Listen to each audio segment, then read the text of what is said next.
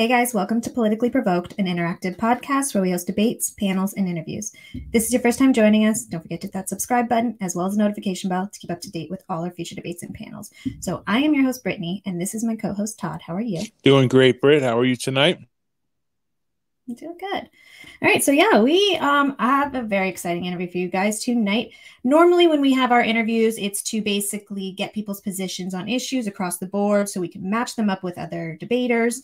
But occasionally we'll get people that are going to be a little bit more interesting, and so we'll do it live, allow chat to ask questions as well, and probably tweak our questions to the person. So we are going to be interviewing Richard Spencer tonight, so let us bring him on. How are you? I'm doing great. Thanks for having me on. Yeah, so if you want to introduce yourself, maybe tell people where you lie on the political spectrum and where people can find you. Okay. My name is Richard Spencer. I'm not sure where I lie in the political spectrum at the moment. Probably in the wilderness somewhere. That's the most honest answer. Yeah, I am basically, I mean, the main place to find me is on Twitter and Odyssey. So I tweet at Richard B. Spencer.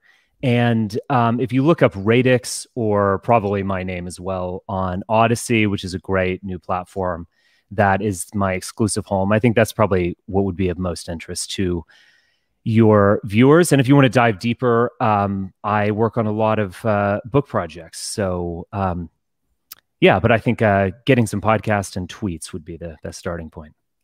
How long has Odyssey been around? I don't quite know. I mean, I think probably around 2 years or so. I think I discovered it about 1.5 years ago. But it's very good. It used to be called Library, LBRY. You should at least check it out. I liked it quite a bit when I saw it. I had been kicked off YouTube for reasons that were never disclosed. I was actually very consciously following all of their policies, but there was a major purge, and I tried some other ones. I just like to have one place, and it's real simple, and Odyssey's great. Okay. All right. So I'm going to go through some of the questions that we normally ask, but obviously I'm going to have some other pointed questions. But yeah, so first question is, what got you into politics, and have your views shifted throughout your life one way or the other? You know, I was not really politically engaged when I was in high school or in the beginning of college. I think I probably had a default Republican leaning in a kind of almost football-like way. The Republicans were the patriotic nationalist group of some kind. I wasn't terribly nonconformist when it came to politics. I started to become politically aware in the during the Bush era. So I'm in my early 40s. I graduated from college in 2001. So I've seen it all, you could say. And I became very, very skeptical of the Afghan campaign and the Iraq war. And I think I had a kind of political awakening in the sense that I was aware of the alternative media. I was aware of starkly alternative viewpoints on the mainstream consensus around that time. And I would say it was almost entirely anti-war infused. So I think that's where I started. I mean, I think I wrote my first article in 2005 when I was in graduate school. And it was for a publication called Right Now. So I think I was kind of recognizably on the right, but it was actually on political Catholicism in Europe. I mean, I was antagonistic towards those, or critical of those things.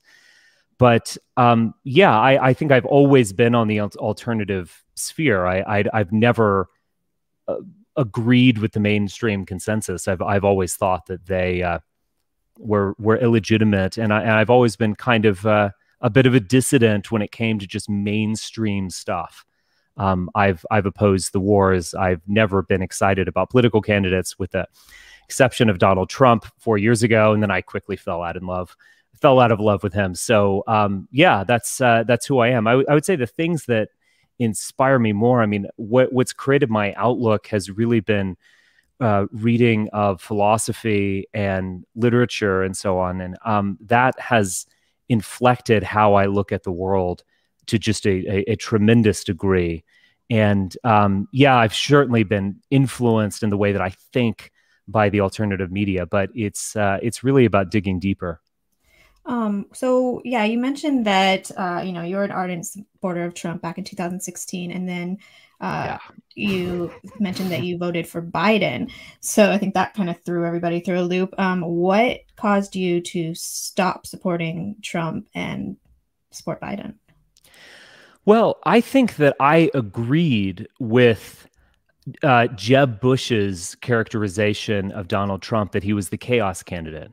And in a good way. There was a lot of crazy Dionysian energy around Trump, that there was a magic to him that I think it's gone, and I think it's been gone for a long time. You can remember the retro wave videos or crazy anime cartoons where Trump is a gladiator on the galactic scale and all of this stuff. And you can laugh at that and say it's childish, and of course it is childish, but I think that actually demonstrated something very powerful about him. I think we felt like a lot was possible, and he genuinely was shaking up a left-right polarization in the sense of just something that's frozen in place. He was clearly an anti-war candidate. He denounced the Bush era wars and the Bush family. I thought that might have been the most radical thing he said. He was clearly evoking nationalist energies, even if he was doing it very often in a ham-fisted and kind of vulgar way. I felt like politics was becoming existential. Is it becoming who is us? What are we really about? And I just felt like we were entering this whole new realm. And I quickly became disappointed with his actual policies and priorities. And I would say this, I don't want to sound too shrill, but I find MAGA to be, on the whole, a very toxic brew at this point. And it is dumb. I mean, to be frank, it does not actually lead anywhere. It's fully negative polarization energies, owning the libs, freaking out about the latest woke nonsense or mass mandate or whatever. And I think it can get even worse. Something like QAnon, which dwarfed the alt-right of yesteryear in its impact and influence and just ability to reach, the proverbial normie, does lead to buffoonish and tragic situations like January 6th.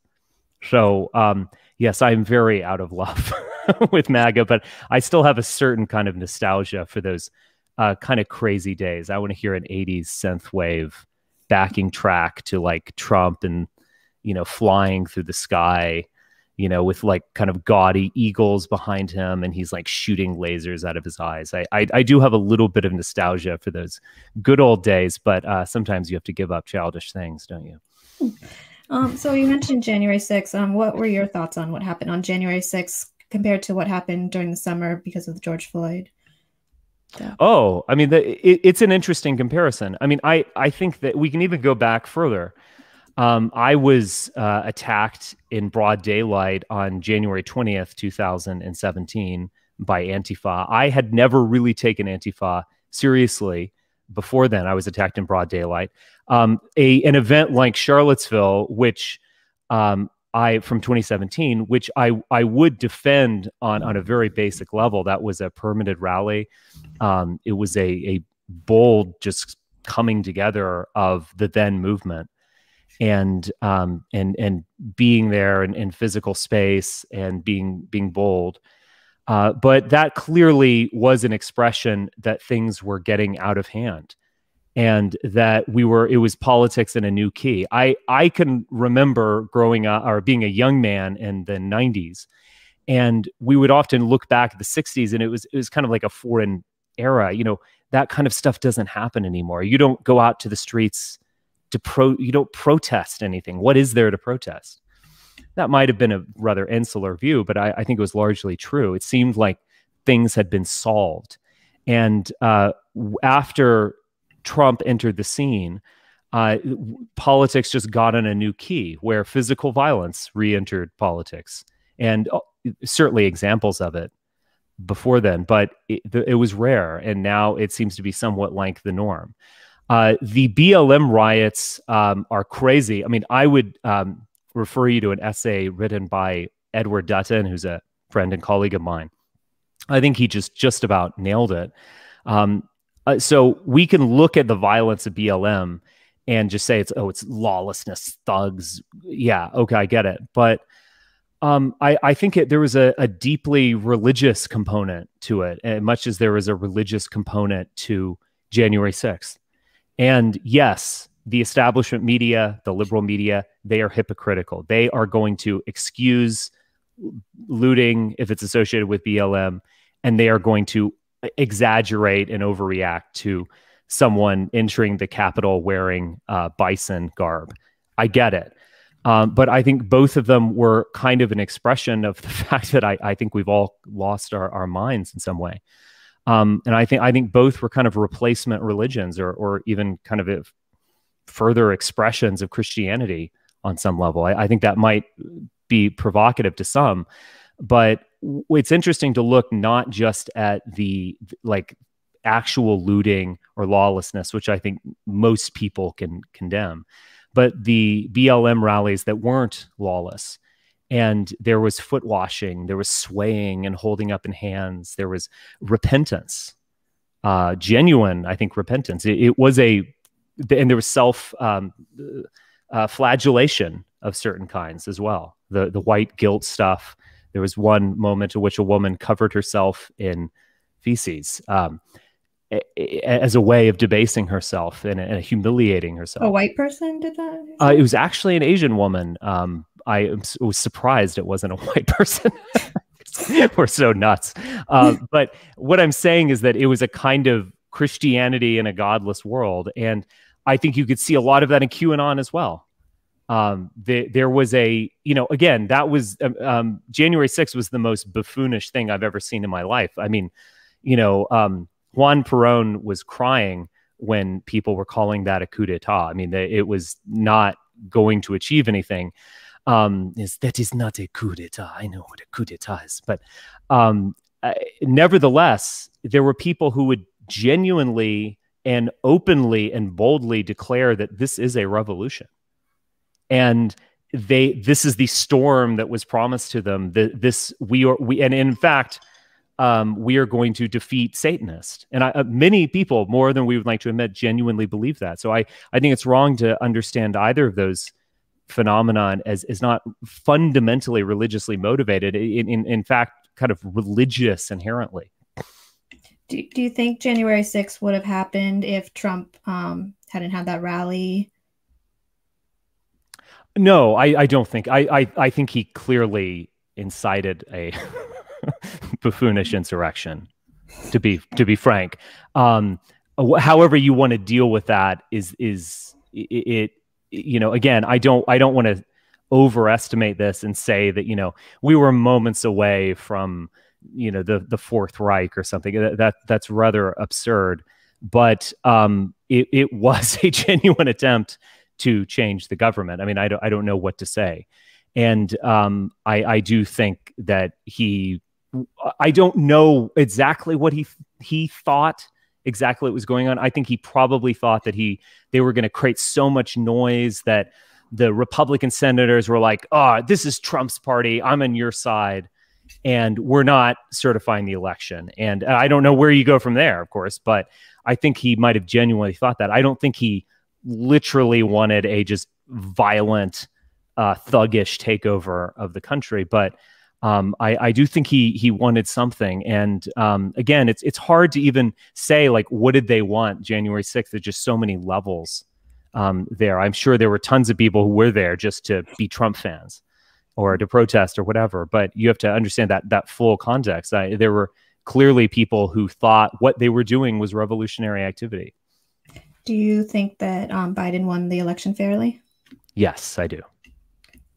Do you have any regrets on how you have entered into the political arena? Do you maybe wish you hid your power levels a little bit more now that you've faced so much backlash? Or yes and no. I mean, I often do. I often do sometimes think like it's not so much hiding my power levels. It's I can't escape my own shadow in a way.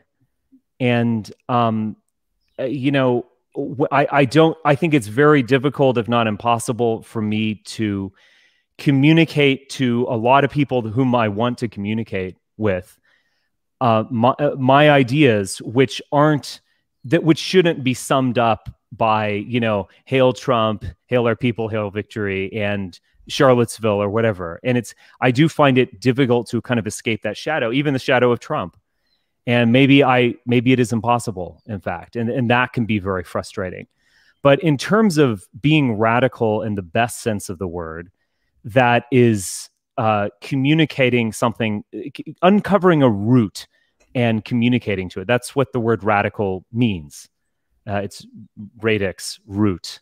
And to uncover what's really going on, to get at the heart of something, I don't regret that. In fact, I would say I haven't been radical enough.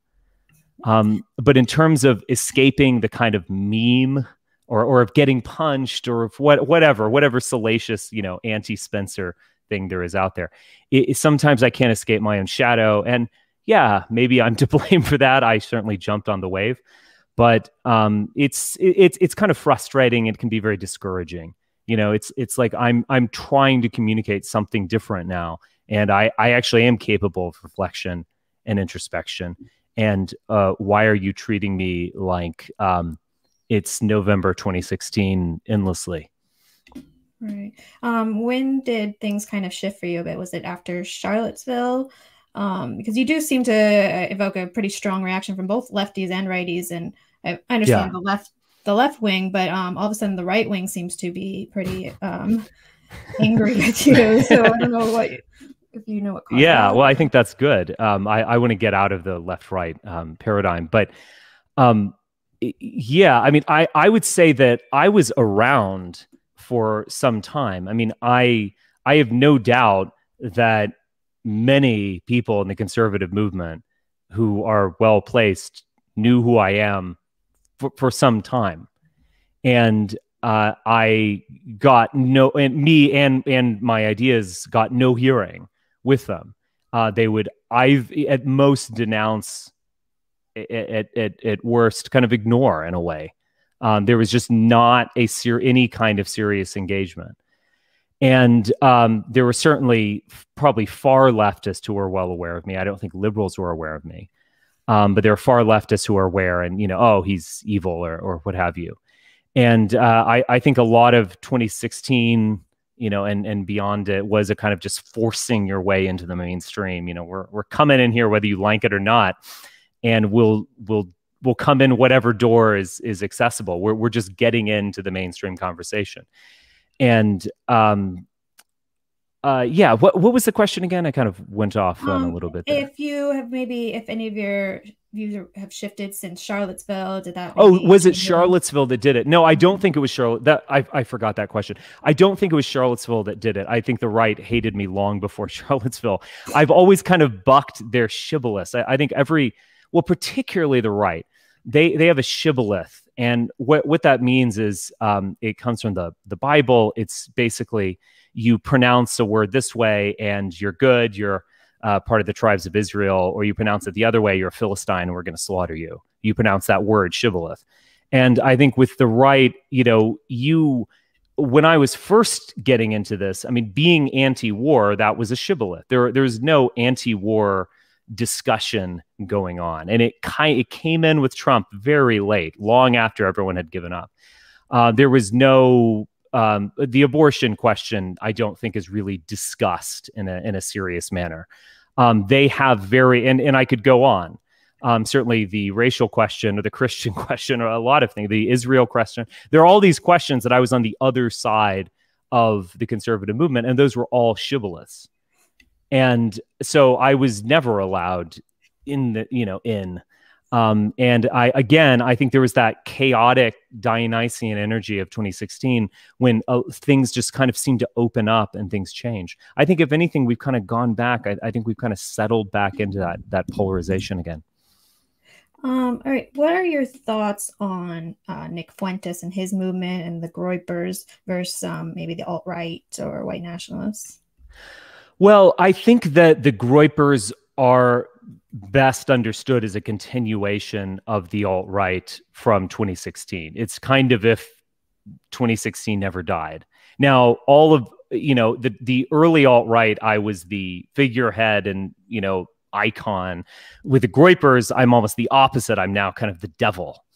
And they profoundly dislike me, which is perfectly fine. I've moved on.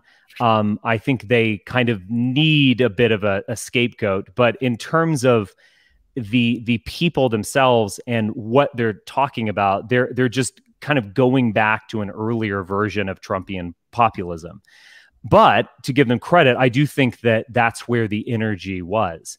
Once I began to criticize Trump and began to kind of move in a different direction, however slowly, that was it. And I think they needed someone like Nick. I think Nick was much better suited to them on many ways. I think he was more energizing towards them. And so I think the alt-right kind of had a second life. I don't know where they are now. I see some Groyper avatars on Twitter occasionally. I think that thing has kind of played out as well. And I think a lot of the alt-right energy and aesthetics is actually absorbed by conservatism to a large degree.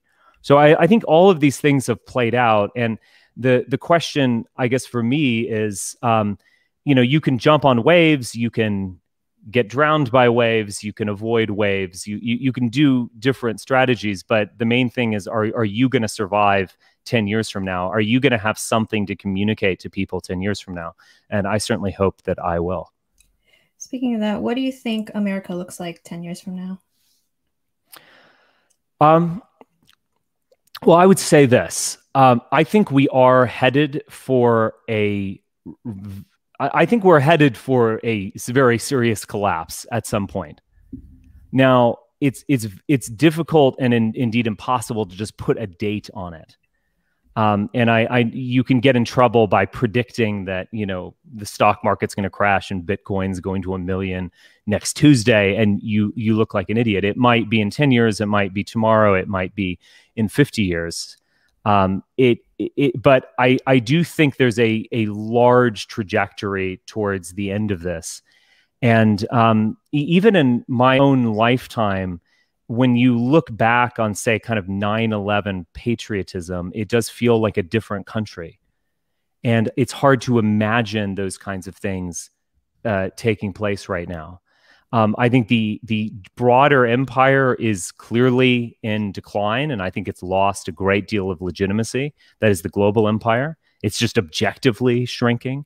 We can see with something like Afghanistan.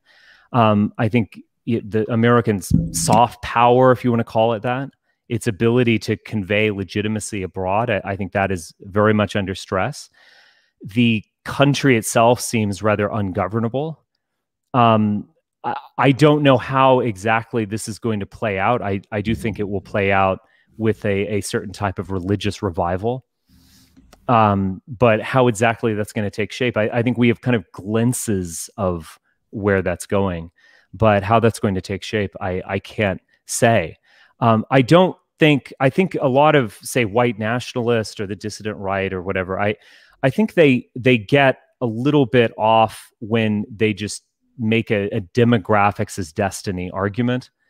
And it's kind of like, well, soon Texas is going to be blue and we can't win elections, and then ding dong, Uncle Sam is dead or something. It's just, the country is just going to go up in flames or something if we elect Biden next, or something. I don't see things like that happening.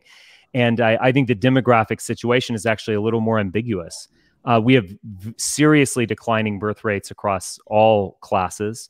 We have a kind of whitish GOP base. The white population does seem to be contracting, maybe on a real basis to some degree, but there's also reason to believe that there's a kind of new mainstream conservatism that isn't exactly white, that is largely mixed race or largely Hispanic, and even that's a little bit ambiguous because there's so much intermarriage between whites and Hispanic. But it's going to be slower. I think a lot of the demographic arguments are much more ambiguous than they're made.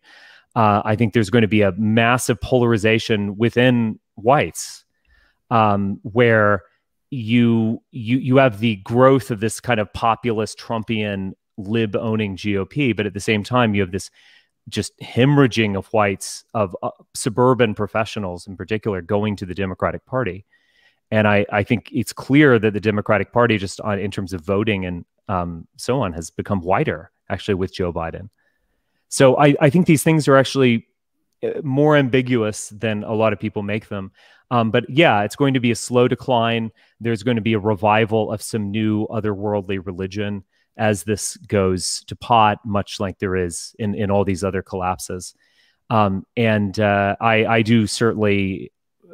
it's not going to be hunky-dory for our children. I mean, I just have to be real about that, and I want to change that. I want to offer at least another way out of this, or something where we can have a flourishing civilization after this American blob is over with.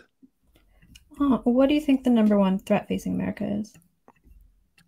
The number one threat facing America is America. I mean, I don't know how to say it. It's I think just thinking of these things in terms of threats, I think, is the wrong way. Like, I don't think there's going to be like an Islamic conquest or something like that. Even if there is kind of a Islamicization of Europe, I think it's going to go on much more slowly, and it's not going to be the kind of historical war drama that nationalists imagine. I think the greatest threat to America is America. It's these inner energies and contradictions. And what's fascinating is that there isn't a competing big kahuna out there. During the Cold War, when the Soviet Union was under pressure and going through analogous, really similar in many ways, problems as the United States, there was an America and a capitalist power with open arms, ready to take in the former Eastern Bloc and communist world. Welcome to the future. We're here. I think what's interesting now is that there's no real competing system. I mean, you could say China. I'm a little bit skeptical of that, and China is clearly integrated with the American sphere at the moment. That could change. You could say Islam, and I would not underestimate Islam, but I don't see them at the moment as organizing the planet. We're at this weird end point where there's no other. There's no alternative way of being out there that's going to replace this. Yet I would say that most sane people, if you press them a little bit, recognize that this American thing is going down. So we're in interesting times, to say the least. Okay. So what, there was recently actually a New York Times article that came out, and you were trending on Twitter, just the right timing. What were your thoughts on that article, and what's your response to it? Well, I was kind of referencing it when I was saying it's very difficult to escape my own shadow. It's just this kind of like, oh, look, it's Spencer. We all thought he was going to lead a neo-Nazi revolt, but now he's a loser. And it was a very, very mendacious article. And it was very strange in the sense that there's no actual news. As I said, Tanya Gersh contacted my mother once I was making headlines and was encouraging her to sell a facility that I never used, by the way. It was not like my headquarters or something. This is another lie. And that did not happen. And then Tanya Gersh started going on cable news presenting herself as some great victim. Neither my mother or myself have ever met her. And after that, I thought the real story should be told. So I actually I co-wrote with my then wife article that went up on Medium telling the story. But the fact is, nothing happened. My mother did not sell the property at Tanya's behest. Tanya is still here. We're still here. Nothing ultimately materialized. I guess the one thing that did materialize was that the notorious internet troll Andrew Anglin called for reasons I think we might actually even question his motives on this one, but called on a troll storm, and we're going to just harass Tanya Gersh and her family, and we're going to it just became awful. And again, I went to the town paper, I went on YouTube, and I said, it's time for this to end. This is getting to be harassment. This is just not, like, we've said our piece, let's move on. And of course, never given credit for that. But again, nothing happened. Even the whole, I think Andrew Anglin was promising we're going to go to Montana and have a neo-Nazi and Klan rally. It was just all bizarre, crazy trolling. Nothing ultimately materialized. And yet they're still writing these articles. I do think it's fairly interesting. I mean, I don't think you're going to get traction out of just saying Spencer's a loser. You're going to write another article. He's still a loser, update, loserdom still intact. It gets to a point where it's just like, why are you writing these things? It was trending, so there's obviously interest, but I don't know what to say. I am not doing things in a public manner anymore. At this point, I don't know. I won't say that I won't in the future, but I'm not doing things in a public way, and I feel like we need to understand why something like the alt-right failed. We need to do much deeper intellectual work, and that's what I'm interested in, and that's all that I'm interested in. And in terms of my life around Whitefish, I'm very concerned with being a dad, which means improving my bowling game and things like that. I think like one of the things that was in the article was saying that you have a hard time getting seated at restaurants. No, that's not true. Well, it's one of these things that where a half truth is worse than a lie. I've had a few moments in Whitefish and other places around the country where you'll get a maitre d', they'll be like, "Oh, I'm not doing this," or whatever, or you'll get someone at a restaurant who goes up and yells at you. It's happened.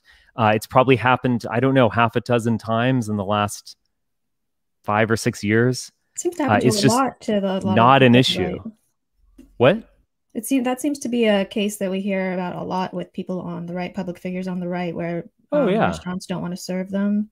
It was happening to Sarah Huckabee Sanders or whatever, Stephen Miller. Yeah, it happens. It's nasty, but to say that it's like a trend or an ever-present reality, it's really it gets to a point where you exaggerate something where it becomes a lie and it becomes the opposite of the truth. I do not I'm just a normal person. I'm fairly quiet. I would say most people in Whitefish don't recognize me or don't care. And those who do, kind of, I don't know, maybe, look at that man. It's just not a big deal. It's just really not a big deal. And this article, which was kind of a puff piece on Tanya Gersh, is like, oh, Spencer, loser, outcast, defeated. Tanya, the best revenge is living well, or what. I mean, that was what they were trying to do. I get it, but it's bullshit. Have you been trying to maybe rebrand yourself a bit? Like, do you ever see yourself entering the political arena anytime soon or running for any kind of office? I guess I'm trying to rebrand in the sense that I am trying to evolve and dig deeper. And I do want to get out of the shadow of 2016 on some level for various reasons, but some of which are genuine intellectual reasons. Some of which are maybe more selfish reasons. It seems very a difficult trick to pull off. But I think 2016 was so crazy. It was just this crazy moment. So am I an ambitious person? Do I want to just be in the arena, slugging it out, being known, being the best? Of course I do. But what you want and can dream about is not always what happens or what's possible. And I don't know if there's going to be another opportunity to engage like that. There might be. But I get just as much satisfaction out of doing those things in terms of intellectual development. And so sometimes it's about, you can't play this game. And so you're going to have to get really good at playing this game. And, you're not going to be a professional football player. So you're going to be a really great chess player. And I think that's a good way of just handling life. Some things aren't open or accessible. And so you should really find a way to get fulfillment out of other things. And, but I don't want to rehash the alt-right. I think I do see this. I think there are a lot of people in that movement and world that want it to be 2016 over and over again, and we're going to do it differently this time. And we won't have Spencer. We'll have some other person who they like more this time or whatever. I mean, this time it will work. This time we're going to reach the normies or going to launch a populist revival or something. I just don't buy any of this, and I don't want to be a part of that. So if I were to enter, it would have to be on very different terms. So would you still classify yourself as a white nationalist then? Well, I mean, I don't really buck that term because it's a overall fair term. I don't think it's that term itself is just meant to demean someone. It's not like calling someone a maniac, or exactly a commie or something.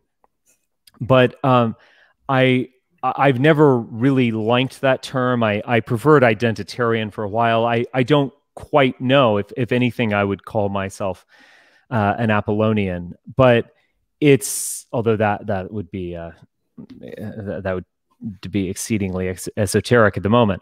But I'm not interested in just a purely racialized politics of we whites, we're going to do it. We're going to make this, we're going to get our guy in there, elect him president, and then it's just going to be fun and the libs will be crying. I'm just really not interested in any of that stuff anymore. Is that because you find it a losing battle now? I do find it a losing battle, but I also find it kind of very discouraging, kind of almost depressing. It is dumb at the end of the day. And it's not something that if I were coming to this when I was a young, more idealistic person wanting to dedicate my life to something, I would not want to dedicate my life to what the alt-right is now. So what would you say that as far as immigration and the possibility, which is more than possible, that white people will become the minority, do you worry about that? Well, it's not ideal, but if something is inevitable, then you have to face it and understand how we're going to work beyond this. There was a window that is now long closed in which you could say we're going to just dramatically reduce immigration. We might even go back to a preference system modeled on the 1924 Act, where we're going to preference the people who are like the people who are already here. Now we're over the Rubicon on this. Even if you were to say we want to maintain America as it is, that would imply large scale immigration from the non-European world. And as you said, that 2050 date was put forward by Bill Clinton in the 90s, and it's been pushed up. And I think it's also been complicated in a lot of different ways through intermarriage, which is on the rise, particularly through white and Hispanic intermarriage, through people no longer identifying as white, even though they are whitish or mostly white. These things have become more complicated. And I would also say this to a lot of people who just they think that almost if you could just stop immigration, that all of these problems are going to disappear. Like if you stop immigration, those, people during the BLM riots, it would almost be like Avengers Endgame. They just dissolve into dust and, so on. That's not going to happen. All of these cultural, social transformations are occurring without regard to large-scale Hispanic immigration. And if anything, many Hispanics are a kind of retarding agent to that. And it's not about them, to put it bluntly. And so I don't think any of these problems are going to be solved by just shutting off immigration. And again, I don't think that's going to happen anyway. Another aspect of this, which is important, is that the transformation of the country to a 2050 America has already occurred on the elite level. So recently, Princeton announced that I think 65% of its incoming class were people of color of some form. And what does that mean? Does that mean African Americans? Not necessarily. Does that mean foreign students? Does that mean people who are biracial? It means all of it, but it's not a non-white base. And if you look at Hollywood films or local news channels or television advertising, that transformation is already in place on that elite level, and we're just kind of waiting for the demographics to catch up. And so again, this idea of changing these things or just making them go away through immigration reform, I've for a long time I found to be totally fantastical. Do you think that it's because Trump basically failed at accomplishing that? Like he was the last hope of making that happen, and because he wasn't able to do it, there's just really... Yeah, I mean, I think it was kind of baked in before Trump. And remember, a lot of these really crazy left-wing trends have been amplified throughout the Trump era. Transgenderism being an excellent example. Just the whole woke SJW stuff. That's all gotten more intense, even with Trump in office and a Republican Congress. And so clearly failed. And I do think he, at the very least, fumbled the ball on real clear policy things. But maybe that whole strategy was a loser to begin with. Some people say that with how divided our nation is, that we could be heading towards some sort of secession at some point. What are your thoughts on that? I don't think so. And I would say that because this is not Czechoslovakia in the early 90s, where there can be linguistic differences. There are linguistic differences in the United States, or ethnic or racial differences, and we can just kind of agree to disagree and separate like that. I don't see anything like that, because to go back to what I was saying before, America is not Czechoslovakia. It's not Finland. It's not just some little country out there that has racial and cultural diversity. It is the big kahuna around the planet. And the idea that Washington would be like, oh, well, we're just kind of polarized right now, so why don't we just let Montana go free? I was actually doing an interesting thing out in eastern Montana this summer, where my children and I were actually looking for dinosaur bones. But putting that aside, we drove by a nuclear silo facility. The notion that Washington, the unipolar hyperpower of the planet, would allow a state to just walk, a state in which there might very well be multiple military bases and nuclear weapon facilities, is wrong. That's just not going to happen. They're going to bring it together. They're going to keep it going. And losing a state or two would be just dramatically humiliating for what is a planetary empire. So I think that would be a very late stage thing.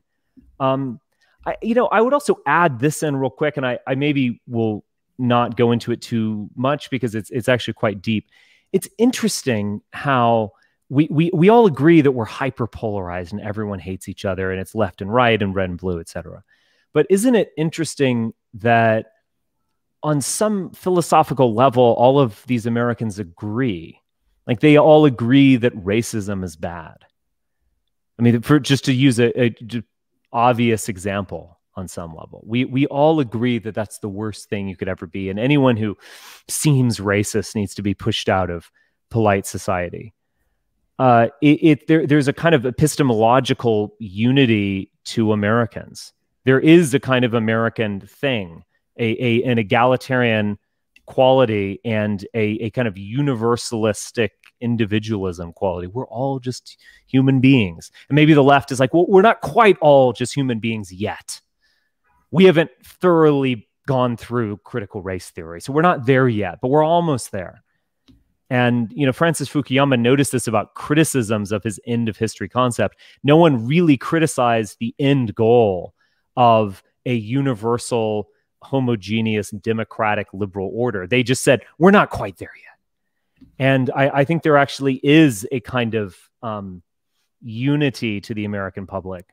But again, this is it's unifying around goals, kind of post-Christian liberal goals that I think are completely awful and need to be squashed. So something I've also noticed, at least with like the Groypers and some of the people on the far right, is that a lot of them are really economically liberal. Are you? I mean, is that where you fall into? More socialist, you mean? Yeah, a little bit. That's what it seems. I think that's interesting, and I think that's probably a good thing. It probably has something to do with the kind of diminished expectations of Zoomers, and where we've kind of know in our bones that, I'm saddled with $100,000 in student loan debt and I can't get a job. I'm working as a barista and this just isn't going to be great in the future. Whereas there were times of kind of upward feelings of upward mobility and positive social mood where it's like, oh, it's just everyone's going to be a millionaire one day kind of thing. And I think a lot of that is the kind of breaking down of the American dream. And but I would say that getting rid of libertarian orthodoxy is probably a good thing. Would you or did you ever classify yourself as a race realist? I'm not a big fan of that term. I mean, yeah, sure. I am a race realist. If you want to say that I think that race is a biological reality, that it's important and it matters, then yes, I'm a race realist. Sure. Okay. Let me see here. What are your thoughts on Caitlyn Jenner running for office? Well, that doesn't seem to be going very well. Yeah, it's a truly bizarre thing. I mean, I don't know if I want to talk about the transgender issue more broadly. I feel like you guys might get banned for that. God. Okay, that's fair. I mean, it's something that I have thought about, but how do I'm genuinely afraid to not get you. Yeah, I'm not going to like wave a Bible and say they're going to hell or something. But I think that concept of dysphoria, the idea that you feel like you aren't in your body, kind of in a way, like I think that actually is an expression of just a much broader unfitness, you could say, where we don't belong. We're not meant to live like this. And we are mentally ill because of this. And I think that has a lot to do with it.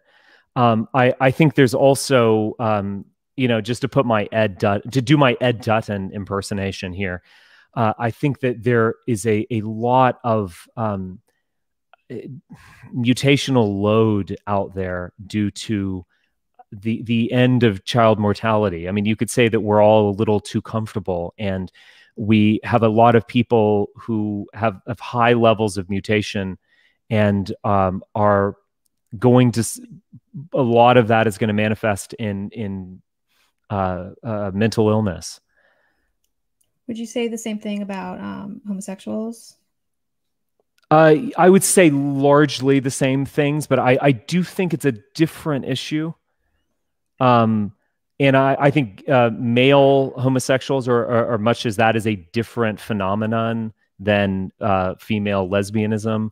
I do think transgenderism, they're related in some ways. I do think they're distinct things, but I think there's a lot to it. I don't know. I mean, not to sound like too much of a bully, but when you walk around a major city or something like that, don't you feel like these kids are just whacked, for lack of a better word, in some way? Like their purple hair, or they're like 100 pounds overweight, or they, even if they're not transgender, you don't quite know what gender they are. It's just, I think things aren't looking good. Sorry if I sound like a curmudgeonly old timer, No. but I think the main thing is where that dysphoria concept, we don't feel at home in what we're doing. There's no greater narrative that gives our life meaning and purpose in a direction, and we are increasingly just unfit for this world. And I would also explain a lot of just the fascination with social media as a kind of mental illness addiction phenomenon. I think there are a lot of things about what's happening with America that are extremely sad. The lack of real sexuality. We're talking about sexuality endlessly, and there are multiple, what are they now? They're like I'm a episexual, or they just have all these weird, like, new terms that seem to describe kind of like personality quirks, but it's now a sexuality. It's just strange. But what's also happening is that there's a lack of sex going on. So, and this is coming from a lot of different reasons, but the young people are abstinent to this large degree. And well, yeah, the incel movement is just one vivid expression of this. But the amount of millennials and Zoomers who don't have friends, and certainly don't have mates, there is something. The problem with America is just so much more profound. The people who have extreme sex lives that they live out online, either through watching pornography or OnlyFans, or through taking part in these weird forums. And so they're experiencing a kind of hyper real extreme sexuality, the most crazy sexual, something that Caligula wouldn't have imagined in his worst nightmares. But they're not actually, engaging in the old-fashioned stuff with another human being. I don't know. I think the sexual kind of perversion question is just so much more profound now, and I think it's in a weird way we become puritanical about it as well. You can announce your multiple pronouns and your new gender or something on your social media bio. If you ever imagine, like a heterosexual man slapping his secretary on the ass or something like that, or heaven forbid, having a little afternoon liaison, after a couple of martinis. Well, that is just, oh my God, that is a war crime, basically. That is just unthinkable, terrible, male chauvinist, horrible behavior. All of the stuff that has been, I'm not condemning or endorsing, of course, but all of this kind of male behavior and female behavior that has taken place across the millennia, that is somehow evil. So we're weirdly puritanical while we're hyper obsessed with sex. Yeah, I noticed that a lot of people on the far right, they want porn banned altogether, talking about how it messes with people's brains. Where are you on things like that? Yeah, I would definitely support a porn ban. And I like all of these totalitarian measures, like banning video games in China and multiple things like that. I would say that you always have to be, you could say, dialectical about them. So if I were to ban porn, I would legalize prostitution. And so I would basically say, let's bring this out of the shadows. It should be kind of regulated and tolerated to some degree. And I think that would also cut down on human trafficking to a huge amount. But we need to just legalize that, but then ban pornography as something that's more toxic than simple indulgence or vice. And I think you could say the same thing about video games. I would love to ban video games, but then I would also make exercise and sport participation mandatory for the entire population. For your reasoning behind banning video games, do you think that they are causing people to be more violent or just like antisocial? Oh, antisocial. I think it's the opposite. I don't think they're causing people to be more violent. I think they're causing people to be less violent. It is a violent substitute where you live out violent fantasies on these games, and you don't say, I don't know, go play frisbee with your friend and dog in the backyard. You are substituting a digital experience for a real experience. Same with pornography. Pornography is not an aphrodisiac. It doesn't inspire you to want to go and have sex or meet a girl or meet a guy or whatever. It's something that, and I mentioned guy because women are increasingly addicted to porn too. It is a substitute for real sexuality. And so it's even better than the real thing. And so, yeah, I would, if I had my druthers, I would be rather totalitarian on these things and just outright ban video games and pornography, and then have compulsory sports and optional prostitution. What would be your ideal government? Well, I mean, I think the best people should make the decisions, shouldn't they? Sure. Well, I mean, I'll just leave it at that. I don't think there's much legitimacy in a democratic process in the sense that, we get to elect the guy that most Americans want to have a beer with every year. And I think that's just when you really think about it on basic terms, I think it's just profoundly perverse. I think the American system is even more perverse in the sense that it's a kind of legal mechanism, a legal system, where the ultimate authority at the end of the day is ultimately the Supreme Court. And they can engage in judicial review. They preside over the impeachment of a president.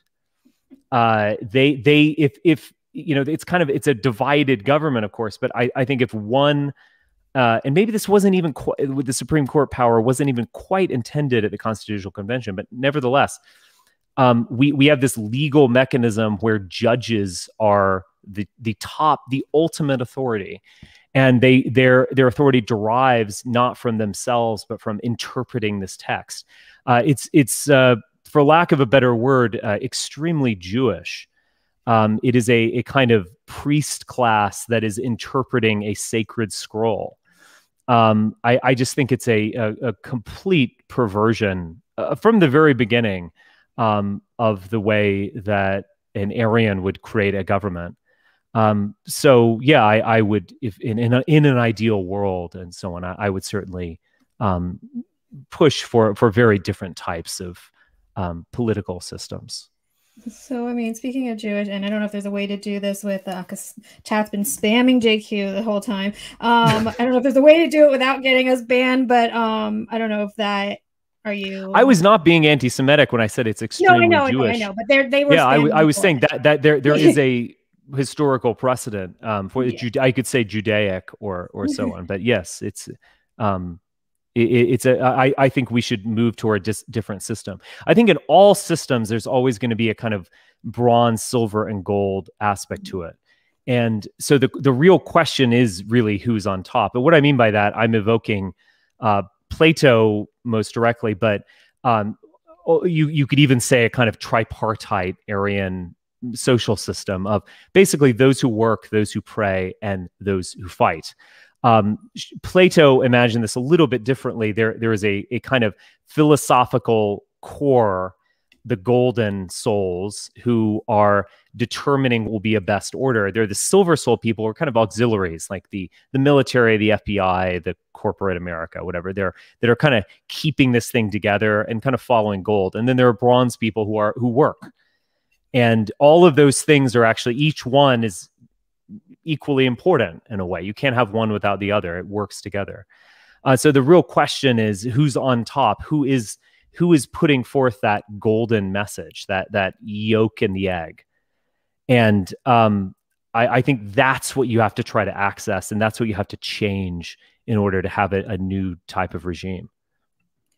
If you can name maybe one public figure that's the closest to your views, who do you think that would be? Me. Okay, fair. That's fair. And let's see here. Okay, these are a question that somebody gave me, and I don't really even know what these terms are, but somebody said that people have referred to you as a Duginist and a fourth positionist. Maybe if you can explain what those are and if those accusations are even accurate. I'm not a Duginist.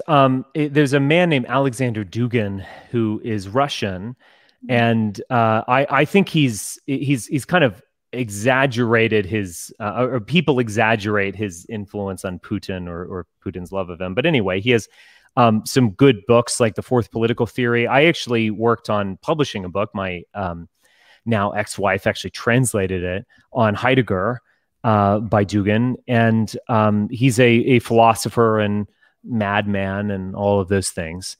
But he is if I were to sum it up really briefly, it's a vision of a kind of multipolar world. And so we're going to leave the American West and we're going to kind of enter a new realm of multipolarity, where there be kind of different systems. To be honest, I do respect Dugin, and I would suggest that you read him, but I don't endorse that, and I don't think that's possible. I think it's a bit kind of fantastical. It's almost like liberalism on a geopolitical realm where the nation is now the individual and we all kind of respect one another and live together and, you know, vive la différence kind of thing. And I reject that. I think there's always, at this point in human history, there's going to be a unipolar order. And the question is who is on top, who's setting the tone for the entire planet. I think I saw that you have personally gotten the vaccine, right? Yes, I have been fully vaxxed. So what are your thoughts on everything with COVID and the lockdowns and the anti-vax movement? Would you be encouraging people to get the vaccine? I would encourage most people to get the vaccine. Sure. I'm sure there are certain people who should not get it. You know, fair enough. I'm not a doctor. I don't believe that the elite class is trying to kill us all. I think the opposite is the case. They want us to live on, working and paying taxes and so on for them. So I do not see this as anything like that. I think the vaccine has worked fairly well. I mean, I think people saw it as a kind of panacea, and it's clearly not that. Yeah, I mean, I think the whole vaccines situation derives so much from this kind of hyper polarization where we just physically, viscerally hate each other's guts. And you know, like people would say that, like, you know, oh, he got the vaccine, like, oh, he's a liberal now, or he's on the side of Satan or whatever. It's just, we can't think straight about these things. And so I have a rather nuanced position. I am mask skeptical, you could say. I recently wore a mask again when I went to the grocery store. I'm generally okay with that. I think that assuming that masks are going to save us is a bit much. I think it probably mitigates things a little bit. So general social distancing as well. I do think that masking children is really inappropriate for a lot of reasons. So I do kind of come down on their side on some issues. That doesn't mean that I'm anti-vax in general or anti-vax in particular with coronavirus. I think the vaccine is the greatest thing. It could eventually let us take off these masks. But I would say this about coronavirus. I mean, I think the extreme polarization is going to stay where, you know, conservatives think liberals are Satanists trying to kill us all. And then liberals are like, oh yeah, all these conservatives are just dropping like flies. The unvaxxed, fuck them. You know, there's just a hatred, like extreme hatred going on in this country. That's a very sad thing. But I would say this, I'm not a doctor, not a virologist, but it seems to me like coronavirus is an unstable virus. And what that means is that it's actually going to be here for a very long time, much like influenza. So we did have the Spanish flu pandemic that killed between 1% and 3% of the global population. But we also have seasonal flu that kills 20 or 50,000 people. So my sense as a layman is that we need to be rational about this and think in terms of cost benefits, and not just mass kids until the end of time, much like the TSA is constantly checking our shoes at the airport or whatever, because this thing is going to be here for a while. And I think we're in for, I mean, if not forever, a decade-long issue. It's not going to be extreme and terrible like it has been, but I do think it's going to stick around. So something that like a lot of people on the right seem to accuse you of is being a Fed. What is that all about? Well, I generally take it as a compliment, because there's a certain almost kind of romance about it. Like you're this working for, the CIA, and you're going in and manipulating people's minds or something. Yeah, I mean, it's a unfounded just slander that, I hear all the time. It just keeps repeating it over and over. I'm waiting for someone to cite evidence outside of, I don't like your opinion. And they don't. I would, again, love for your chat to do that. Go for it. But Spencer doesn't, I think if I were to sum it up really bluntly, Spencer's not our dancing monkey. Spencer doesn't just go on Twitter and say what we want him to say. Spencer says these, nuanced, contrarian, Nietzschean kind of weird stuff. We don't like that. He must be a federal agent. Apparently, this is what a Fed would do. My guess is that there are plenty of examples of actual federal agents, and they, let's just say, don't do what I do. But perhaps this is some strange exception. But again, you make an accusation without evidence. It's basically worthless. Another question somebody had was about if you had some good burgers in your time, and if so, what kind? I've had many good burgers in my time. There's many places where you can find this, but a Swiss melt burger with caramelized onion, maybe some horseradish thrown in, and some Dijon mustard. Hot stuff. Nothing better than that. Some of the super chats we had was well, I guess you want to ask your questions first, Todd, and then I'll ask the super chat. Yeah, sure. I'll roll through. I normally have basic 5 questions, but I twisted them. You kind of threw me off though. So, do you not believe in the ethno state anymore? It depends on how you define that. I mean, I want a new order in the future. The way that I've always defined the ethno-state is a little bit different than you might think it is, in the sense of just a totally ethnically homogenous unit like Finland, or which isn't exactly that, but you know what I mean. Just a small country where everyone gets along, everyone's the same, speaking the same language, worshiping the same God, etc.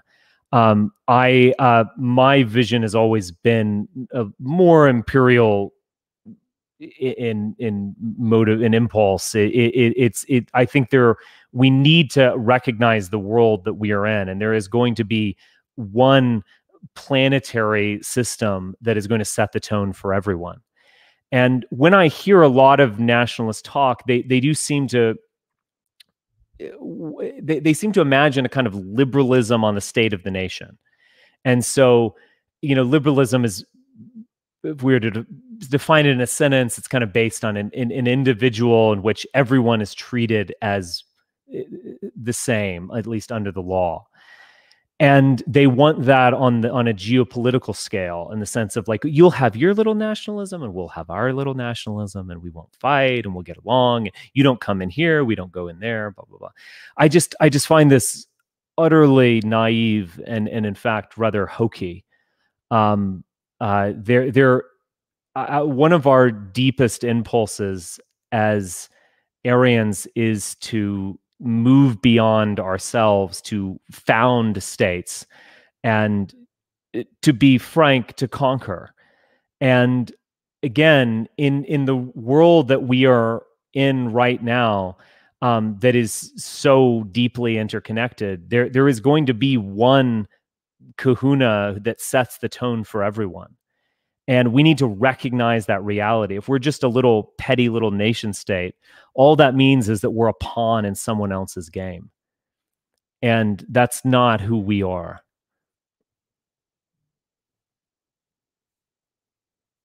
He dropped off, of course. That always happens to him. I'll read some of the super chats until he gets back. Oh, there he is. Never mind. Yeah, I'm back. Sorry, got booted here. So, can you hear me? Okay. Yeah. Okay. How do you feel about the inevitable decline of the white population in America? Well, it's happening, isn't it? It's a relative decline, but I think every American and most people in the Western world are experiencing a general fertility decline on multiple levels, not and the only beginning with the amount of children that each woman is having. I think there's a general fertility decline going on in terms of the growth of inherited diseases, a general lowering of the IQ, and that these fertility problems are happening in different ways to different populations. But we're all experiencing this kind of same problem. But in terms of a multicultural America, or a multiracial America, it's happening. And we need to just simply face that reality and not think that we can kick out the illegal immigrants or something and that that's going to change. What comes out of that, I think, is the question. I don't think it's going to be a happy song singing, hand holding multiculturalism. But I do think that whites will be changed by it and maybe change for the better. I think it's important for anyone to kind of reflect on that identity, on his identity or her identity. And in some ways, being in a racially in a racially diverse environment helps one do that. That one has a sense of the other. One might even have a sense of persecution to some degree, and that can be helpful. But I think the main thing is that we reflect on who we are and what we ultimately want. And in some ways, I sometimes wonder if a multiracial America is actually going to speed that process up, and that it wouldn't have happened in a monoracial America, or effectively monoracial America. There's always a large percentage of African Americans, but that if you were, say, a white guy in Ohio, you wouldn't have to really think about these things. And maybe you should think about these things. All right. And what is it that you don't like about non-whites? Was there something that happened to you early in life? Is it something that just grew on you? Were you radicalized? Maybe you don't have a problem with them. I'm just going off the information that I've had. It sounds like you changed your position some. So is there an I've evolved some, but I've never just hated non-white people or anything like that. Okay. So there's no story of like I got bullied by a legal immigrant Hispanic when I was 13 and it set me down this path or so. There's no story like that. Okay. What is your overall position on immigration going forward? Are you pro any immigration? Like, do you want to cut it off? What is your take on immigration from here on forward? You can say something like, what do you want in an ideal world? But I think it's better to say, to have your political views interface with reality. The likelihood that we're going to shut down immigration or even cut it in half or something like that is exceedingly unlikely. It's just not going to happen. And so we really have to face reality in this way. And I think a lot of white nationalism or the hard right or the dissident right, whatever you want to call them, is based on this fantasy that they're just going to shut down immigration and all will be well. We'll just be, back in our picket fence 1950s America. I just find that to be a fantasy. And so at this point, I think immigration is worth talking about and thinking about, but it's not something that I'm going to really invest any energy into. I might write about it on a theoretical level, but I'm not going to invest energy and say we need to shut down all immigration. This train has left the station. In 2011, the majority of births in the United States were to non-white mothers. So it's over. I mean, I don't know. There's just nothing that I can do or that Trump could do or whatever that's going to change this inevitable move towards a multiracial America. Now, what that will create and what's going to come after America, I think that's an interesting question. But can we shut it all down? It's just not an interesting question to me.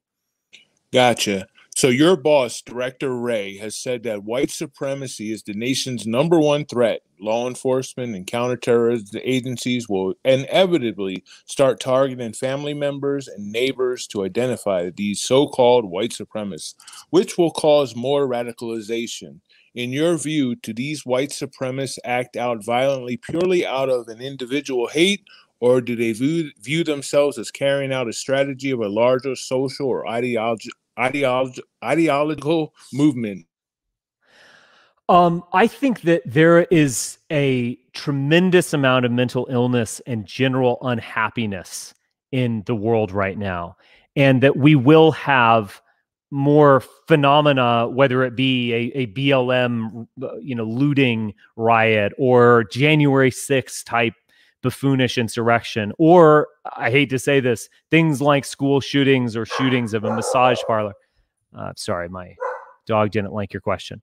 I think we are in a process of general cultural decay, and that a lot of these terrible phenomenon are going to kind of have white nationalism or white supremacism superimposed upon them.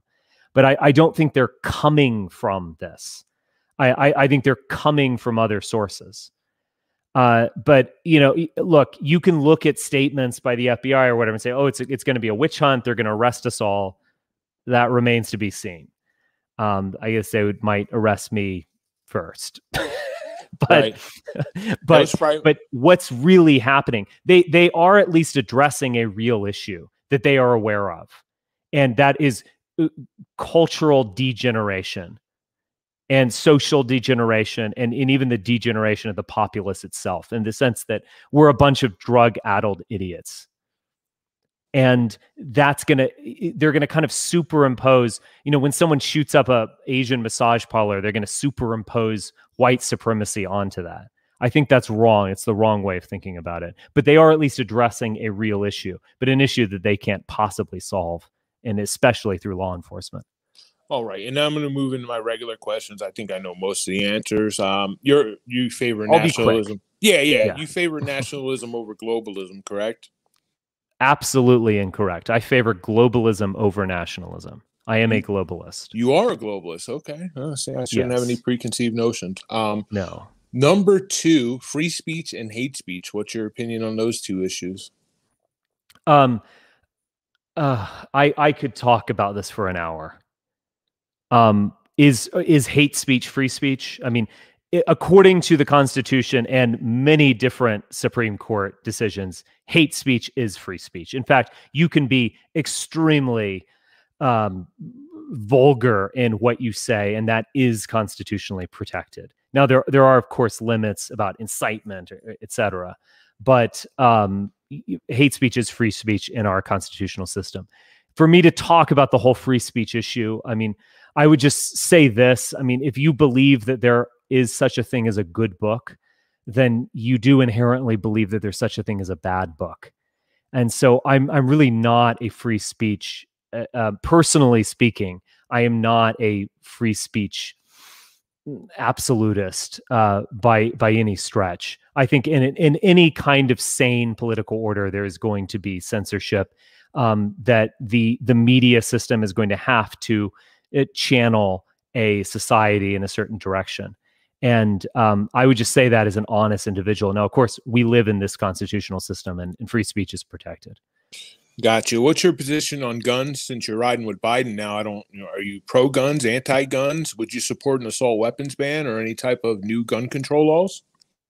I'm generally pro-gun. I am a occasional recreational shooter. I also have some guns that could be considered for self-defense, and I think that is constitutionally protected. Again, I don't want to take this too far. I mean, Biden was not wrong when he said you're not going to take over the government with an assault rifle. Like you're going to need a lot more than that. And whether that's tanks or nuclear weapons or what have you, you're going to need a lot more than that. So I think it's just it's a much bigger question. I think some of the kind of absolutism of the gun nuts usually bothers me. Sorry, I'm trying to be kind of nuanced. I wish I could give you quite all right. A simple answer of like, I'm pro-gun, but I'm kind of, I don't know what to say. I have a different perspective on these things. Quite all right. There is no right. The government answer. is going to have a monopoly on the use of force. Let's just be honest about this. Your gun is about self-defense and recreation at the end of the day. And to imagine it as like, we don't have the Second Amendment for recreation, we have it for tyranny or whatever. This is just absolutely naive. All right. Are you pro-life, pro-choice, and when do you feel life begins? Yes, I mean, I'm pro-abortion, I guess you could say. I don't support this Texas law. I did a long kind of podcast. I did a Twitter space on this. There's a lot of good interaction in that. I don't know what to say about this in terms of when life begins. Obviously, some kind of life begins when the sperm hits the egg. But in the sense of, would I want to curtail a woman having an abortion? No, I think the curtailments on that should be rather minor. I'm with 70% of the public on this. Where they want 70% of the public for many decades now wants the status quo to continue. All right. Well, and we've already answered the immigration question, so I'm going to pass it back because I know we have a whole bunch of people who sent in super chats. I really appreciate you coming on, and I appreciate it. Thank you again. My pleasure. Yeah, thank you. Actually, this one from I'm going to pull up the ones that I can actually pull up. But he said, from Shulgy said, "Why can't we just pass law to stop immigration? Some other wealthy first world countries don't have immigrants." Oh. Yeah, I mean, we could conceivably do that, of course, but this is now baked into the cake. I mean, that we are well past the point at which that would dramatically change social life. If you stop immigration now, it's not like all of these Americans who are here are going to vanish into thin air. And the political pragmatism of trying to stop immigration, I don't see that happening anytime soon. But even if it were to happen, you're not really going to change this country. I mean, the demographic issue is baked into the cake. The cultural issue is long baked into the cake.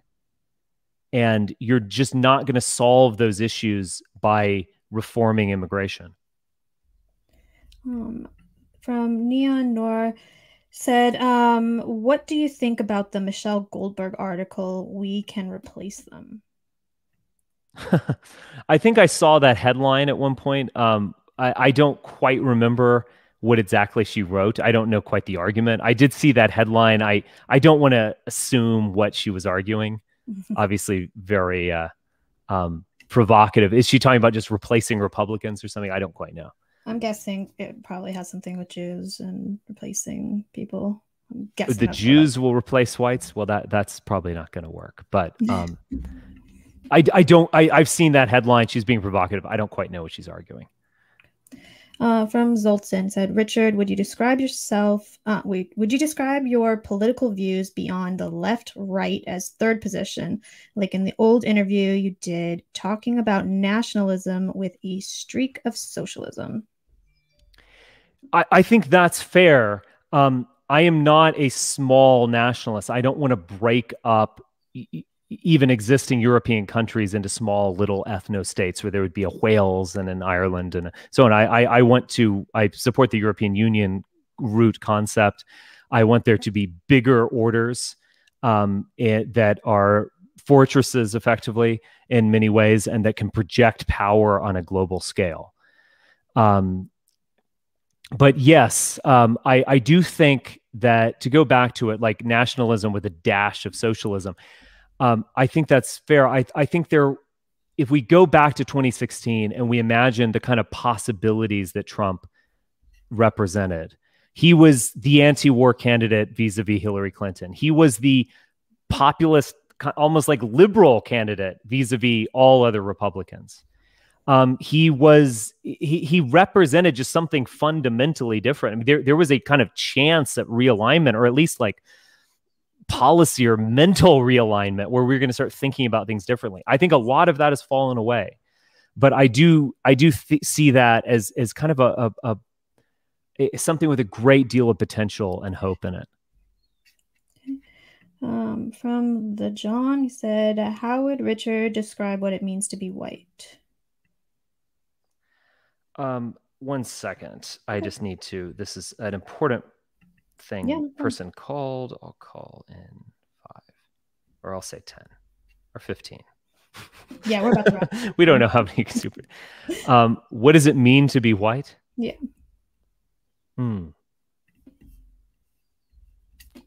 It's hard to answer that. I mean, I could go. I need a little bit more than that. I don't want to reduce us just to say skin color, which occurred in the last 10,000 years, actually, post-agriculture. And I don't want to reduce us just to say one particular class or lifestyle. You know, what it means to be white is to have a family on the farm or something. No, that's not exactly what it means to be white. There are other versions of that. I do think that there is an Aryan core, a root mentality, but I might have to spend an hour talking about that. So I think I'm going to punt on this one. Okay. From Intellectual Midget, why do you believe the left will spare you if you were to tap dance enough for them? You'll only be added to the list with the other idiot white liberals who will be saved of last at best. Yeah. I don't think they're sparing me. All of that Biden voting and all these liberal positions I've taken, they don't really help, do they? I still get bashed. So that's not why I'm doing it. It's not some little stratagem or something like that. I speak genuinely. And if I were ever playing games at some point, or playing a shell game where I'm not really talking about what I think and believe in, then I don't think anyone would take me seriously. So I'm not playing those games. PewPie asked why you had a falling out with Keith Woods. Well, yeah, I mean, Keith, I really liked a lot of what we were doing with Keith Woods, and I thought we had a great rapport. Keith wanted to go a different direction. I think this was like a year or so ago. He just wanted to kind of do his own thing and have his own show and whatever. That's perfectly fine. When Keith started attacking my friend and colleague Mark Brauman, that wasn't fine. He was playing a lot of weird troll games. He and his group, and that's not okay. So I don't understand exactly what's going on with Keith. And I don't know. I mean, I posted something the other day. It was someone else who's this kind of leftist of some kind who was making this criticism. I do see a lot of different shell games with him of not articulating any position. And I think there's also a kind of, I don't know, I mean, Mark called it like book report nationalism, where you go and you read something or you watch a video and then you regurgitate it for 5 minutes. And then you're like, and this is why nationalism's great. And it's just not good enough.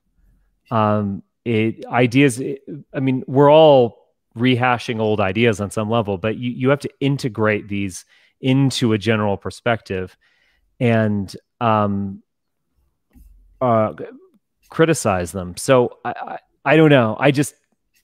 Who knows? Maybe he'll snap out of it, but I kind of doubt it. There's a lot to be gained by being a dancing monkey. There's a lot to be gained by really trying to appeal to the dissident right. And I don't appeal to them, and I infuriate them mostly.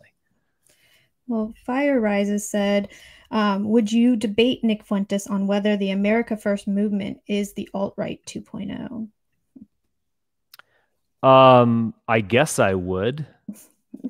That I don't know how you would take a different position on that, but sure.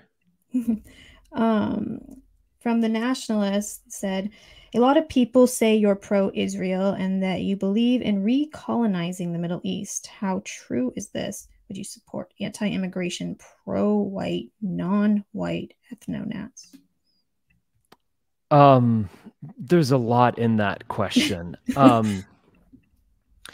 You know, I think there was probably, this is a place where I think I actually have evolved in my thinking. I think there was probably a time when I would make arguments like Israel's nationalist, we're nationalists, so we should like each other.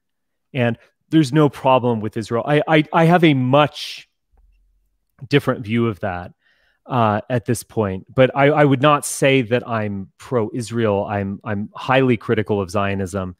And I don't think Zionism is going to have a lot more. I don't think its legitimacy is going to continue actually in the coming decades. I see its legitimacy in the media and among the public is going down. So I think Israel is, though it didn't quite originate this way, it's just almost inseparable from the American empire, and the American empire is declining. I think a lot of Israelis who are the Bibi Netanyahu Israeli hawk types who are worried about America's withdrawal from Afghanistan, I think have a point in the sense that that state is going to need its patron state to survive. So I wouldn't say I'm pro-Israel, and I'm highly critical of Judaism and Christianity, which are kind of one really from my perspective. So I don't know what to say. He threw in a number of other things. I'm not sure I can answer all of them. Andrew B. says, does Richard Spencer think Trump is a white nationalist? No, but maybe there was something to that in the sense that in 2016, did he really, really resonate just emotionally with a working class base of Republicans? The answer to that is yes. Now, if you want to say that that's a white nationalist, he's a white guy kind of standing up for them, he's a nationalist, that makes sense. Now, does he put race first, or does he think that there should be a kind of racial ethno-state outside of the United States or post-United States? No, I do not think that. So I don't think he's a white nationalist in that definition. But is there a reason why liberals would say that about Trump? I would say yes. Jason Duncan says, what kind of music does Richard Spencer like and listen to? Well, I thought people knew the answer to this question. I remain a Depeche Mode fan. I've been to a number of concerts. I love them just in terms of popular music. They're still going. I guess it says something about my decrepit old age. Probably people associate that with the 80s. They've done lots of great work over the past 30 years. But yeah, I liked a lot of, kind of alternative music from the 80s and 90s. And I'll still kind of listen to that. I feel like contemporary pop music has just gotten so synthesized in kind of a really bad way. Just it's difficult to tell the difference between it. Its musical language has been decreased, where I don't really listen to any of it. I don't know if that's just me being an old man or I'm on to something. I think I'm on to something on that. But yeah, I like a lot of that, the world of Depeche Mode, a lot of bands that are similar. In terms of more intellectual movement or hoity-toity music, I've loved. I do love listening to Wagner, but I would say I more love the Italian sphere. I love Verdi. I think he was kind of the ultimate composer. And I'll listen to a lot of other classical music, but I would say if there's one who's just my favorite, who combined like sensuality, but maybe also a Germanic profundity and terror and lust and grandiosity, I would say it's Verdi. He's probably my favorite composer. Tom Fuller said, I may have missed this if already answered. Do you still stand by the label alt-right, or is there a new label now? Well, I think if anything, I try to just label myself Richard Spencer. I'm communicating these ideas. I'm not really part of a movement at this point. I'm not a big fan of the dissident right as a movement, is what they call each other. I mean, that's kind of, I don't know, alt-right 2 or 3.0. But I don't, there's something, I have a little bit of nostalgia, not an overwhelming amount, but a little bit of nostalgia for kind of what the alt-right was in 2016. I don't think we can go back, but I think there was something magical there. And I still like the term. I think it's a much better term than any of these other dissident right. I don't like gripers or whatever. All those terms are clearly inferior. But I wouldn't just say I'm the alt-right. I would just say that I'm Richard Spencer. I'm communicating these ideas. If I would identify with one movement, it would be Apolloism. And there was another part from Zoltan said, is part of the problem with America First and generally conservatives the lack of socialism in its nationalism? I would say that that's a problem of the current conservative movement. We went through this moment where Trump was just opening up new vistas and saying, I'm going to take care of you. He effectively said, we're going to have something like national health care and, we're going to tax the rich. And he seemed to, I'm going to rig the system on your behalf is something he explicitly said at the RNC of 2016. So we seem to kind of open up new space for a kind of national socialism, for lack of a better word, or term. But I think that's all gone now. And if you see who are the really like energetic MAGA people who are just inciting the base and no one, everyone loves to hate them or hates to love them or whatever. It's people like Marjorie Taylor Greene or Lauren Boebert or so on. And they are from the mold of yesteryear. We don't want your damn socialism. Get the government off my back. I ain't taking that jab in the arm. You can stick it, Fauci. It's that type of mentality in which, the anti-vax stuff is just conflated with we also oppose a child tax credit or something. And it's just basic libertarianism. There's a real strong streak of that in America. I think the conservative movement's back to that. I would say, I'm not an America First fan, but I would say that if you ask most of those people, they probably are more kind of socialist leaning. They were open to UBI at one point. But again, they're operating on a kind of social media plane. They're not operating on a political plane where you have to communicate directly to the public and make policy decisions. So, But I don't think that's a huge problem for America First. Whatever you want to say about Nick Fuentes, he seems more open to, welfare state ideas. From Nathaniel, what is Richard's favorite speech lecture by Jonathan Bowden? He said, for me, it's the one on Bill Hopkins. Interesting. Jonathan Bowden is a great person. I would encourage all of your listeners to go Google him.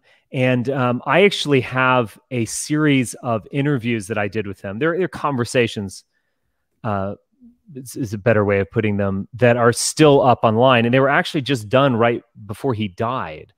And they're from 2012 and early 2013, I believe. So I would encourage you to listen to those. We talked about we did a Nietzsche one, a Heidegger one, I think. We did the critical theory. We did war in Iraq. Or war in Iran or so. We did lots of different stuff, and he's an amazing person, deeply influential. The greatest speech by Jonathan Bowden that I ever heard was never recorded.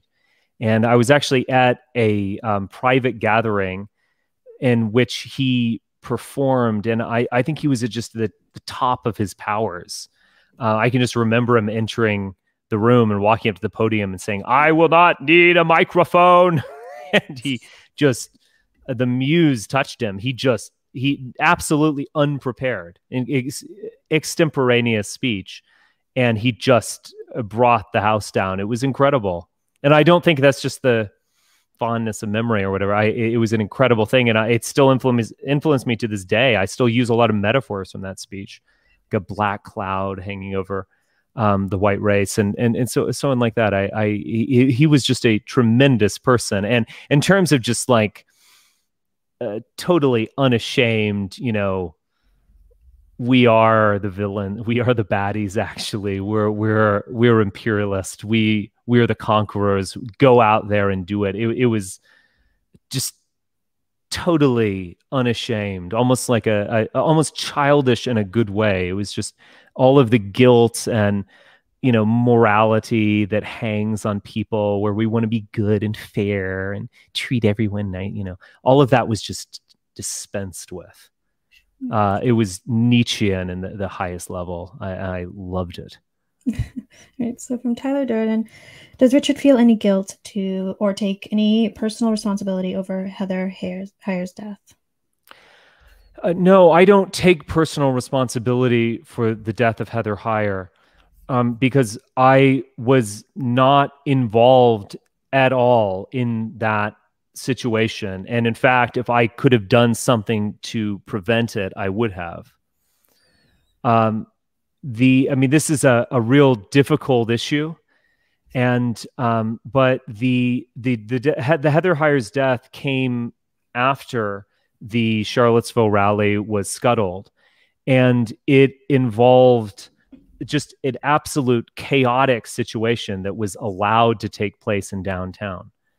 The police in Charlottesville were totalitarian when it came to scuttling the rally, not allowing anyone to speak, even though it was a permitted rally, declaring a state of emergency by the state government, in fact, and pushing people off the field into the street.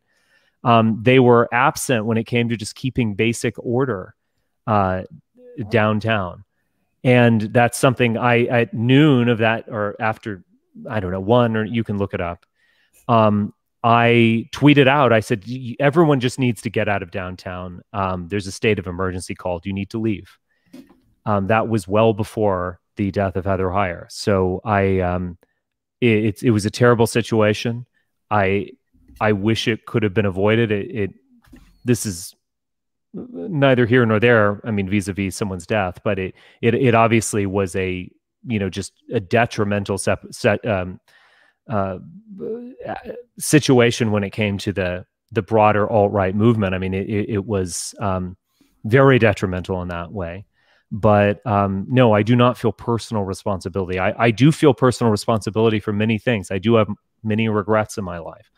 But those are things where I have really made a decision that directly impacted someone. And I did not make a decision that directly impacted her. And in fact, all the decisions I made were leading in other ways. They were not leading to her death. From Tom Foolery, said, what is Apolloism? Well, we're starting a new religion, y'all. It's a lot of things. I would just Google Mark Brauman. I know people are probably sick of me saying this, at least people who know me, but we are working on a book that keeps getting bigger and more complicated every day. And it's called REM. And the first volume will be called The Birth of Tragedy. And it's actually an examination to a large extent of the Hebrew Bible. A lot of people learned about REM theory through Unconscious Cinema, which is kind of podcast series Mark Brauman and I did, where we were taking kind of mythical and symbolic analysis and applying it to a lot of Hollywood films, looking at messaging in Hollywood films. This takes that to a new level. It looks at messaging in the Hebrew Bible and beyond. And it is a just fascinating and extremely exciting new analytical frame, you could say. But I think beyond that, Apolloism is what it sounds like. It is reviving the Son of God and bringing about psychically and spiritually a new outlook for our people. So that's what it's about. I think you've kind of already answered this, but he still says, Richard, will Rachel Dolezal or something, and Sean King be allowed in the ethno state? I think that's just for laughs. Yeah. But I don't know how to answer that question. And then I think this is the last one, and then we could close this down. I'm not even going to attempt to say that name, but from Richard, is it true that Keith Wood was once a member of the Anglo-Irish boy band One Direction? Okay, all right, that was fun. Yes. So yeah, I mean, thank you so much for coming on. If there's anything else that we didn't address that you wanted to, the floor is yours. This was a lot of fun. I appreciate coming on. I would love to come on and get on a debate Yeah. I might be taking kind of funny positions. I think having an abortion debate might be interesting. Some other debates that might be very interesting. Absolutely. I think that could be fun. Definitely gay. I think you definitely surprised a lot of people with your answers. So the interview went in a different turn than I think people were expecting. But yeah, I really appreciate you coming on and would love to get you onto some debates. But yeah, other than that, thank you guys for joining us. We do have a debate coming up in 15 minutes. We'll start a new stream, I think, for that. So we'll close this one down and you guys can come to the next one. All right. Other than that, all right. Thanks, Brittany. Thanks, Todd. Yeah. Thank you. I'll see you guys later. Good night, guys.